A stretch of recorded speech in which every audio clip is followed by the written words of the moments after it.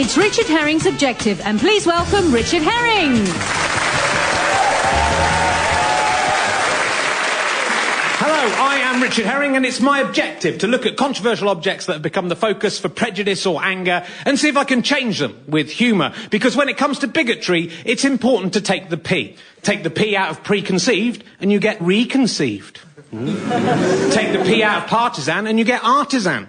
And you can charge £3.50 for a loaf of bread. Take the P out of pride, you get a ride. It's brilliant. Take the P out of prejudice, you get an anagram of red juice. It's nicer, isn't it, than prejudice and red juice, which means if you're prejudiced, you've got red juice with P in it. No wonder the judgmental are screwing up their faces like they've tasted something brackish. Incidentally, you must never take the P out of Passover. Joining me, as always, someone who doesn't know her past from her pelbo, it's TV's Emma Kennedy! Let's get on with it. Let's see what object we're going to be objective about this week. I'm spasticus, I'm spasticus, I'm spasticus artisticus. I'm nobbled on the cobbles cause I hobble when I wobble. Swim! The wheelchair. That's right, a wheelchair. What could be more offensive than that? Look at this one, I've got it here, a chair with wheels. It's against God and nature. If God had wanted chairs with wheels, he would have made them like that, wouldn't he? But he didn't. He made them without wheels. Chairs are not meant to move around. Chair manufacturers must stop playing God. It's awful. All right, now, there isn't really anything wrong with the wheelchair, to be fair. It's a wonderful and useful invention. The modern-day version invented by Harry Jennings and Herbert Everest, who had broken his back in a mining accident. It provides mobility to millions of people. Does that really rank with the Hitler moustache or the gollywog in its ability to offend? Well, in a way, I think it does. It's an object that's benign and positive in function, but which our stupid minds manage to twist to prejudice. The wheelchair itself has this magical power to make the person sitting in it invisible. I suspect our audience here think they're more forward-thinking than that. But interestingly, there's a wheelchair here that's been on stage for the whole show. I bet most of our audience have only noticed the chair so far, haven't you? Look again, there is a person in that chair. A person called Simon Harris. Some of you still can't see him. That's say hello to our blinkered audience, Simon. Simon, don't be shy, Simon. It's all right. Speak up. Simon, where are you? I know you're in here somewhere, but he's not here. He must have fallen out at some point. Have you seen Simon, Emma? No, but he can't have gone far. I better ring his mum and let him know what's happening. Hello? Hello, Mrs. Harris. It's Richard Herring from Radio 4 from this morning. Sorry, I've got a bit of bad news. I'm afraid we lost Simon. What do you mean? He's still here? What? I collected him from you this morning. No, he was in the loo. You just took his wheelchair from the hallway. Oh, I sort of assumed he was in it, but I couldn't see him because of the whole invisibility thing he's got going on. Disabled people aren't actually invisible, you know. Aren't they? You never see him around, though, do you? So. Well, didn't you think it was odd that he wasn't saying anything? Disabled people can speak. Of course I can speak, you big wazzock! Sorry for that language, bit wazzikist there. I don't want to offend any wazzocks listening at home. Sorry about that. Simon's been really looking forward to being on the radio. Yeah, I was, you wazzock. He can still be on, just tell him to teleport in. He can't teleport. Not invisible, can't teleport. Is this guy actually disabled at all? Yes, he is. Well, look, I've seen all the films about disabled people, and most disabled people either have a superpower or a magic. Oh, no. Oh, is Simon one of the evil disabled people? He's more like Davros than Professor X, then. No, he isn't. Leave us alone and give us our wheelchair back. You wazzock! Stop saying that. I'm not a wazzock. It's certainly true that a lot of disabled people you see in films are monstrous supervillains intent on wreaking their vengeance on the world. Most of the James Bond baddies, for example, could get a disabled parking badge if they wanted to. But surely no one genuinely believes that disabled people are evil in real life. Though, don't forget what England football manager Glenn Hoddle said in 1999. You and I have been physically given 2 hands and 2 legs and half-decent brains. Some people have not been born like that for a reason. The karma is working from another lifetime. I've nothing to hide about that. It's not only people with disabilities. What you sow, you have to reap. Sounds like Glenn Hoddle's been sowing some testicles there, I noticed. Hoddle was, of course, sacked for that remark. I never believed in karma till that happened, ironically enough. The internet is always a good place to find out horrible opinions that are secretly lurking in people's fettered and selfish brains. When Kerry Burnell, a woman who was born with the lower part of one of her arms missing, got a job presenting on CBeebies, some people were disgusted. One person set up a Facebook group called... Who is disturbed by the one-handed woman on CBeebies? Someone even blogged. Is it just me, or does anyone else think the new woman presenter on CBeebies may scare the kids because of her disability? Unfortunately, it wasn't just them. Someone called Chiara's mum put this on a message board. My daughter won't watch with the new presenters. She's only 2 and notices the lady's arm is gone. She thinks she's hurt every day. Hello, Chiara's mum, if you're listening. I don't know, have you thought about maybe telling Chiara that the lady isn't hurt? That might allay those fears that I think you're clearly making up, because I don't think a child would equate a missing hand with pain unless you're doing some pretty awful things in your house. I don't think your daughter's going to be able to overcome the psychological trauma of being called Chiara, to be honest. That's what you should be more worried about. Despite adults projecting their own fears and prejudices onto their children and other people's children, it seems kids weren't that worried about it. Kerry herself said... Children come up to me in the street every day and say, "What's that?" And I wouldn't say they're frightened, but certainly they're inquisitive. I'd always take the time to explain to a child. All they want is an explanation. They want to know, what's that and what's happened and why are you different? And then they'll move on.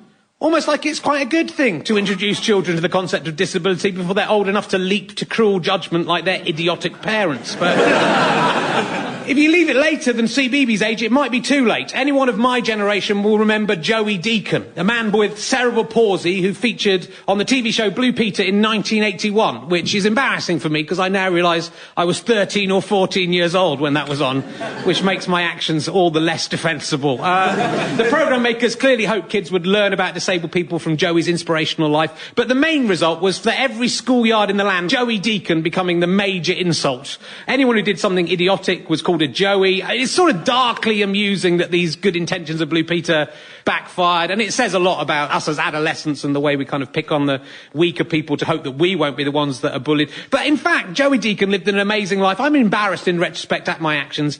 If I could turn back time, I'd do things differently. Joe A, Joe B, Joe C, Joe D, Joey! Richard, you're a Joey!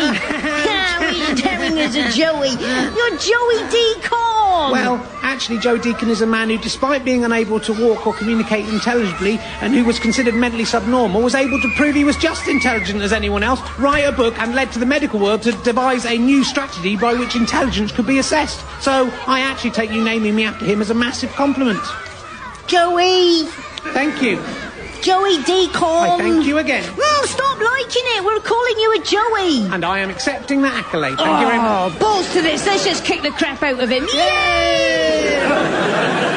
Of course, for the 21st century youngsters, if you call someone Joey, they will think you're comparing them to Matt LeBlanc from Friends. They'll be much more annoyed. But, whilst it's understandable for stupid schoolchildren to mock the weak, what is less understandable is when adults do it. The world of comedy, which is generally cautious about using racist or sexist language, seems to have few such qualms about carrying on playground taunts. I talked to stand-up comedy writer and MenCap volunteer Christina Martin about this.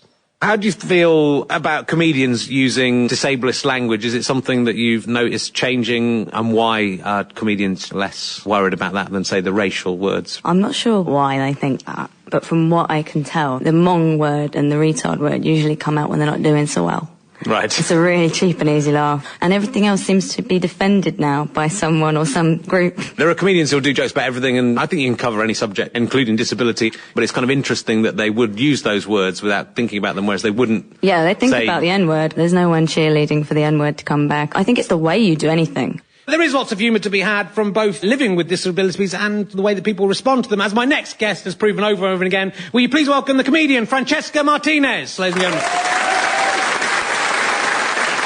Hello, Francesca. Hello. So, you have cerebral palsy. Yeah, but I hate that word. Right. I think it's so scary. It sounds like a Doctor Who villain. Cerebral palsy. So I rechristened myself Wobbly. Do you think wobbly is cool? And do you think that we should have more positive names for conditions? You know, like, instead of something really horrible like a schizophrenic, why don't we just say overly imaginative? Claustrophobic nature lover. And my favourite one is mentally retarded Sarah Palin. You actually were on Kids TV, weren't you? You were in Grange Hill. I was in Grange Hill. I was the wobbly girl, surprise. So was there any kind of Joey Deacon reaction to that character? Bizarrely, in my real school life, the girls hated me. But in Grange Hill life, I was really happy, really popular. And that was the best thing about Grange Hill, actually. I got to miss school 9 months of the year legally. So I'm really happy, but stupid. Well, I'm going to say, apparently I inspired you to drive. You did inspire me to drive. Because when I first met Richard years ago, I drove and he didn't, and I think he looked at me and went, bloody hell, she can do it! And so then you become a stand-up comedian, which a lot of people would think was a terrifying enough job anyway. No, I absolutely love stand-up or sit down. And I find comedy is really great to address subjects like disability, because people do tend to get their pants in a twist. And I enjoy challenging our notions of normality and disability, because I've never met a normal person. Have you? I don't think so, no. Are you normal, I'm really Richard? not normal. I think difference is normal. And I think these words like disabled, able-bodied are so unhelpful. Like, surely you must have things that you can't do. A lot of things I can't do. Tell me one of them. I can't do DIY, for example. I can't do anything with DIY. Were you born like that, Richard? I think I was, yeah. Don't laugh. Serious. How do you cope? I usually pay a man to come and do it for me. Pay a man? Yeah. That is so resourceful. Wow.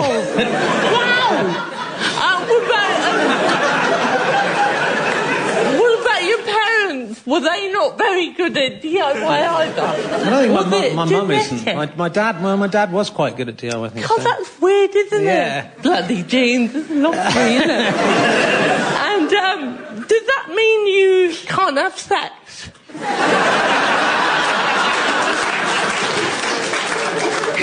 Yeah, I don't think it's connected, but... Well done!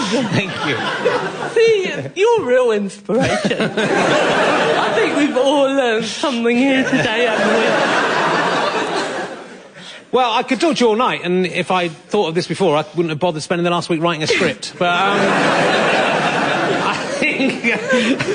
I think we better go on and do the rest of the show. Yeah, and I just want to say good luck with your DIY, and you're really brave. Thank you. Ladies and gentlemen, Francesca Martinez. Oh, yeah. As with most of these subjects, people are confused about which words are acceptable nowadays. It's an ever-changing landscape. For my part, I'm more confused about how to refer to people who aren't disabled. I've been advised that the term was non-disabled, but that's a bit clunky, isn't it? And kind of a double negative. Yet, to call non-disabled people abled is also wrong. I don't feel barely competent in most... levels. Maybe barely competent would do. I voiced my concerns to a disabled lady I met at a party, and she said... We call you the not yet disabled. Which really made me laugh, but then it made me think, oh my God, I genuinely hadn't thought of it like that before, and it's so completely true. One day, I will almost certainly be disabled as well, unless I'm lucky enough to be killed outright in an accident. That's how... We all will be, either through an accident will disable us or through just the debilitation of growing old. But given the inevitability, isn't it astonishing that people care so little about this cause? In fact, charities report that there's an increasing resentment towards the disabled, a feeling that they've had enough done for them already, that we're wasting money on facilities that go unused, that disabled people are faking it for the benefits. People even seem to envy disabled people for these special privilege. Why do they get to park so close to the shops and not me? I mean, how badly do you want a parking badge? I'm prepared to disable you if you really want one. Do you think any disabled person's rubbing their hands saying... Well, thank God I ended up paralysed from the neck down. Look at all the extra room I get in this toilet. And are there really enough facilities for disabled people? You know, are there enough disabled loos? I mean, you might think you see them everywhere, but, there'll be a non-disabled person in there using them. We all do that. And just because you're going to be disabled in the future doesn't mean we're allowed to use the facilities now. I talked to Martin Sibley, a wheelchair user who co-edits an online magazine called Disability Horizons. And how do you feel when you see non-disabled people using disabled toilets? Oh, it's a difficult one. I mean, I think if there was a queue of non-disabled people at the disabled loo, that would be an issue. But if someone has snuck in personally, I let it go. How would you feel if some non-disabled people were having sex in the disabled toilet? It would be a difficult one to broach, to let them know that it wasn't right, but actually, good on you, mate, you got your underwear. Surely it should be a basic human right to be able to go to the loo in a pub, a place where you're meant to be drinking as much liquid as possible. There should be loos for everyone. No one should be allowed to miss out on those pub toilets, on the inch-deep puddles of dubious liquids, the missing toilet seats, the homophobic graffiti, and the non-existent or inefficient panoply of hand-drying equipment. Come on, landlords, do not rest until your disgusting facilities are available to us all. But it's no good if you can't even get to the pub in the first place. You think in London that the tube would be a disabled person's salvation, but if you go and look at the tube map, it is incredible how few stations have disabled access. If you're travelling from Hounslow West to Hounslow East, you're laughing, I'm telling you. If you're disabled, you won't be able to stop at Hounslow Central. But that's just where the shops and stuff are. Everyone knows it's the outskirts of Hounslow that people travel to Hounslow for, so... I asked Martin about this. You might get on at one place, but then you can't get off where you would actually need to. I looked at you could go from East Ham to West Ham was the journey I noticed, which is sort of 3 stops, which is useful if you live in East London. Do you find you spend a lot of time in West Ham? Being a Tottenham fan, I try not to. East Ham as well, though. I don't know what you're complaining about. You can go to West Ham, East Ham. If I'm going to go out with some mates to a pub, it's less about the pub we like or the genre of music we might want to go into a pub that has. It's actually just as much about where can I get a tube or a bus practically without spending 2 hours to get home at the end of the night when you're already wasted, Sure. I mean, I think that's interesting about you saying that you want to go out and have a drink, because I think that a lot of people don't have that view of disabled people. They don't kind of imagine them as, younger people or older people who would want to be going out. The amount of times, I've been in a pub and someone will pat you on the head and say, it's great to see you out. Yeah. And you sort of think, well, I've been out, the last few weeks, actually. And do you find people ask you questions? I mean, in the pub, I guess people get drunk as well, so they ask you stupid questions and... Without the sort of pub scenario, people are a bit more blinkered and they don't like to confront disability, but like you say, have a drink, you're in a pub next thing, does your knob work? Can you have sex kind of thing? So, but if you get uppity and angry, it creates more of a divide. So I'm always wanting to educate, but in a more candid, jovial, friendly way, and I think humour's the best way to break down barriers, actually. I suppose part of the problem the not yet disabled have with interacting with disabled people is knowing what level of assistance to give. You might want to be helpful, but you're worried about coming over as patronising. No one knows what are the rules in dealing with these issues. The rules are the same as they are for interacting with anyone. If you politely ask if they need any assistance and they give you a grumpy response, then that's their problem, not yours, because disabled people can be dicks as well. They're just people. Obviously, you have to be careful not to say the wrong thing. If you see Abu Hamza struggling to open a tin of baked beans, you don't want to say... Do you need a hand? Don't! Or if you stop to give Heather Mills a lift, don't say... Hop in? Don't! Oh, sorry, I've really put my foot in it. Don't! Or if you're breaking up with Stevie Wonder, don't say... Sorry, I can't see you anymore. Don't! It can be tricky. I know it's not always easy, and I've found this myself as well. I was at the swimming pool last year, and I was just going to have a shower. It was kind of a weird experience. I passed one of the other shower cubicles. There was a man showering with the door open, and he was showering facing outwards. He looked me in the eye with a fixed gaze as I went past, and let's say he seemed to be enjoying his shower quite a lot, more than was necessary.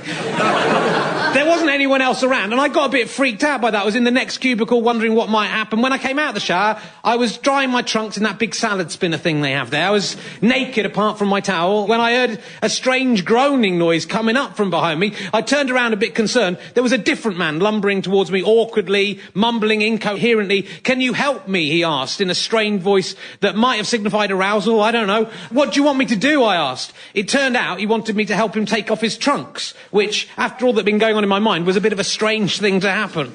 "I have motor neuron disease," he explained with difficulty. "I can't do it myself." I mean, that's a lot to ask of a stranger, but if he's disabled and I'm a decent person, I should help him, right? But my immediate thought was, I don't know if I want to see this old man I don't know with no clothes on. I'd feel a bit awkward undressing him and touching his trunks. But I was also thinking, what if he isn't really disabled? What if he's pretending because he gets off on being undressed by an overweight middle-aged man in a towel? It could be that, you never know. I thought, what if I take his trunks down and then he says he can't shower himself either, or dry himself, or dress himself, or pleasure himself? I might never be able to escape.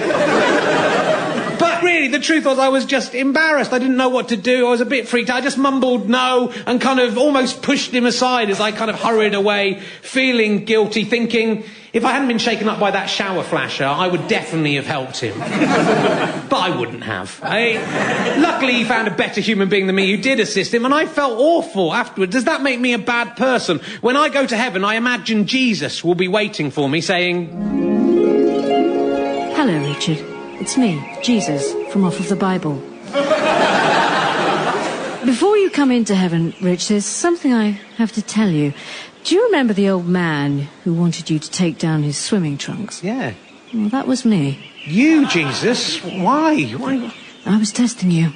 When I needed a neighbour, were you there? Were you there? Well, no, but... I was cold, I was nearly naked. Were you there? Were you there? Well, to be honest, I found that request a bit too much of an ask, Jesus. So it's a bit weird. You feel the need to go around disguised as old, unwell men in order to trick people. Ah. No, not ah. Stop saying ah, Jesus. No, hold on. Hold on. What about the man showering with the door open and facing the wrong way? Was that you as well? No. I mean, the point is, you should always help the disabled, whatever they ask you to do. No, you shouldn't. You didn't. I cured the lame and the lepers. Well, some of them. You could cure leprosy, and what, you cured maybe 11 lepers in the New Testament? Why didn't you cure them all? If I could cure leprosy, I'd cure all the lepers, not just some of them. Ah. No, stop saying that! I may have been cowardly in the showers of that swimming pool, and I didn't deal with it very well. I should have just said, I'm sorry, I'm not comfortable with that. Let me see if I can find a member of staff who will help you. It's okay to say no. Kudos to that guy, though, for not letting his disability stop him just getting out there, getting on with his life. I have to say, I think he has enormous balls, but I'm... Still glad I didn't get the chance to verify that personally. It's easy to see the disability and not the person, but we just have to make the effort to interact. This is Christina Martin again. 90% of Britons have never had a disabled person in their house for a social occasion. 40% of people who aren't disabled and don't have a disabled relative don't know any disabled people. So if nobody knows them, they just become this amorphous group, and it's really easy to make fun of that group. I'll give you an example, actually. A couple of weeks ago, I was on the train, and one of the kids from my volunteering group was on the train, and he doesn't have any speech. He just makes noises. And he was running up and down the train because he was excited that the train was going fast. And everyone in the carriage looked horrified, pulling their kids away. So I stood up and I went, don't worry, he's just got learning disabilities. He's called Sam. He's really nice. He's just excited to be on the train. He won't hurt you. And everyone relaxed instantly. So it's just that lack of knowledge that can make you actually hostile. She's right, you know, we have to overcome our fears and our prejudices and just interact with each other, and things will get better. We don't have to worry. In Christmas 2007, because I'd run the marathon for Scope, they invited me down to one of their schools to see the kids' Christmas plays. And I have to admit, I was nervous about that. I knew that many of these kids were severely disabled. I was worried I might say or do the wrong thing, worried that I might be embarrassed or sad or not be able to hide my shock. I was also sceptical that kids who are unable to speak or control their movements, or both, would be able to put on any kind of meaningful entertainment. I felt all those prejudices that I've mentioned, but with the assistance of the staff at the school and Stephen Hawking-style voice synthesizers, all of the kids took part. To begin with, I was a little bit unsettled. I saw the wheelchairs, I saw the disabilities, but before long, I began to see the children. Some of them were cheeky, some of them were shy, some of them missed their cues, others were playing to the crowd. It was just like any other school play, except you could clearly see how much more being a part of this meant to them than it would to the children who take basic attributes such as speech and movement for granted. The moment that resonated most with me was when 3 kids of around 8 years old with vastly varying degrees of mobility came on dressed as Christmas trees and danced to the Top Loader song, Dancing in the Moonlight. It isn't a song that I particularly like, and nor, I imagine, did the writer of the piece envisage that the people doing the Dancing in the Moonlight would be 8 years old, have cerebral palsy, or be dressed as Christmas trees. But the effort and joy that these kids put into the dance was an inspiration to me both as a performer and as a human being. It turned a catchy, though slightly vacuous pop song into something very deep and meaningful. I wished I'd written Dancing in the Moonlight just because it created this wondrous moment. Before, when I heard this song, I'd have thought of young women dancing around in revealing party clothes, drinking, taking drugs, about to commit lewd acts with the top load of band members. And I would have felt slightly soiled. But from now on, every time I hear it, I will think of those 3 tiny Christmas trees and remember what it actually means to be a human being. Like the members of Top Loader, I imagine, but I bet I'm right, I was leading quite an empty and meaningless life at that point. Those little scamps reminded me I should make more of an effort and actually persuaded me to make changes in my life. We all have things we're unable to do and aren't very good at, and most of us choose to not do those things at all. But having the balls to do something difficult to the best of your abilities is better than being the best at it. Seeing children who had to struggle to form a word, delivering sentences of dialogue, was a lesson for both my chosen profession and my life. They changed the way I looked at myself, not because they were magic or had special supernatural powers, because they were normal. They were children, forced to deal with unusual circumstances, but doing so better than I was at that point, despite my supposed abilities. What gets me is the short-sightedness of the not yet disabled, if that's not an offensive thing to say to anyone suffering from myopia. One day, you will be disabled. When that happens, you want to be treated with equality in a world where you can still get to the pub or go somewhere other than East Ham. You'll need the toilets and the parking spaces. You'll want to be seen as a person, not a disability. Purely out of selfishness, you should fight disableism. You're just prejudiced against your future self. And your future self hates you and thinks you're a dick. I know. I've talked to them. They're furious with you. The wheelchair was designed by Everest and Jennings, a disabled man and a not yet disabled man, working together. They built it so it would be easier to see each other. So let's see each other and not the wheelchair. Let's reclaim it as a way to get together and work our way through this together. But I draw the line at pulling anyone's trunks down. Thank you very much for listening. Good evening. You have been listening to Richard Herring's Objective, written by and starring Richard Herring, with Francesca Martinez and me, TV's Emma Kennedy. The producer was Talisha Galani.